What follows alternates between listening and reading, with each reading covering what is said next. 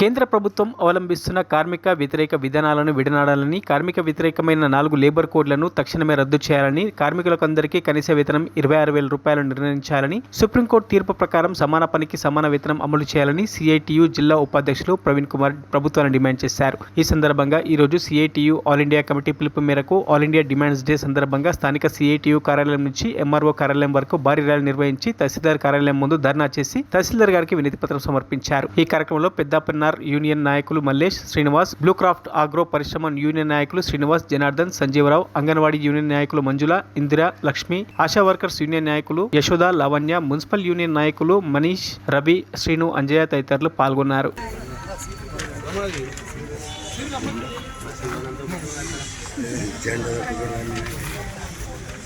దేశవ్యాప్తంగా all India day CIT ఆధ్వర్యం నిర్వహిస్తూ ఉన్నాం. ఈరోజు పెద్ద ఎత్తున దేశంలో ఉన్నటువంటి కార్మిక వర్గము, శ్రమించే వర్గం మొత్తం కూడా డిమాండ్స్ డేగా ఈరోజు ప్రభుత్వానికి మేము డిమాండ్ చేస్తూ ఉన్నాం.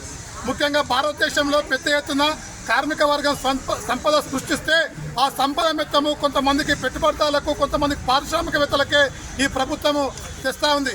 అందుకే ఇప్పటికైనా ఈ కేంద్ర ప్రభుత్వం వచ్చి 2 నెలలు అయిపోయినా ఈరోజు కార్మికుల మీద దాడి చేస్తూ ఉంది. ఈరోజు 4 సంవత్సరాల పాటు ఐటీ రంగంలో ఎలాంటి కార్మిక చట్టాలు వర్తించవు అని చెప్పేసి ఈరోజు కేంద్ర ప్రభుత్వం జీవో తీసుకొచ్చింది.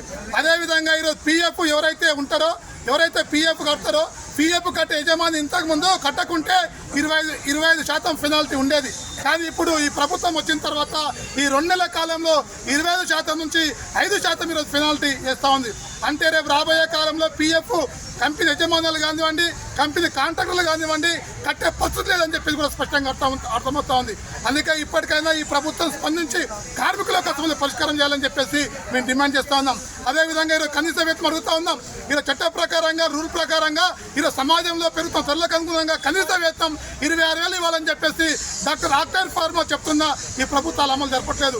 అందుకే దేశంలో ఉన్న కార్మిక వర్గానికి మొత్తం కనీస వేతనం 26,000 ఇవ్వాలని చెప్పేసి కూడా మేము డిమాండ్ చేస్తూ ఉన్నాం. అదేవిధంగా అంగన్వాడీ కానీ, ఆశా కానీ, గ్రామ పంచాయతీ కానీ, మున్సిపల్ కార్మికులు కానీ అనేక సంవత్సరాలు పనిచేస్తూ ఉన్నారు. పనిచేసే కార్మికులకు ఈరోజు కనీసం అమలు కావట్లేదు, పర్మనెంట్ లేదు, కాంట్రాక్ట్ సిస్టమ్ అమలు చేస్తూ ఉన్నారు, ఈఎస్ఐ లేదు, పీఎఫ్ లేదు.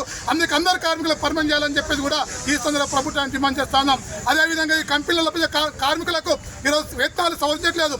దాదాపు 15 ఏళ్ళైనా 20 ఏళ్ళైనా ఈ ప్రభుత్వం వచ్చిన తర్వాత అంతకుముందు ఉన్న ప్రభుత్వం కూడా ఈరోజు వేతనాలు పెంచట్లేదు. అందుకే వేతనాలు పెంచాలా, జీవోలు ఈరోజు తీసుకురావాలని చెప్పేసి కూడా మేము ప్రభుత్వాన్ని డిమాండ్ చేస్తూ ఉన్నాం. ఇప్పటికైనా రాష్ట్ర ప్రభుత్వమైనా, కేంద్ర ప్రభుత్వమైనా కార్మికుల గురించి ఆలోచించి కనీస వేతనం 26,000 ఇవ్వాలని చెప్పేసి ఈ సందర్భంగా ప్రభుత్వాన్ని డిమాండ్ చేస్తూ ఉన్నాం. మరిన్ని అప్డేట్స్ కోసం మా ఛానల్ని సబ్స్క్రైబ్ చేయండి.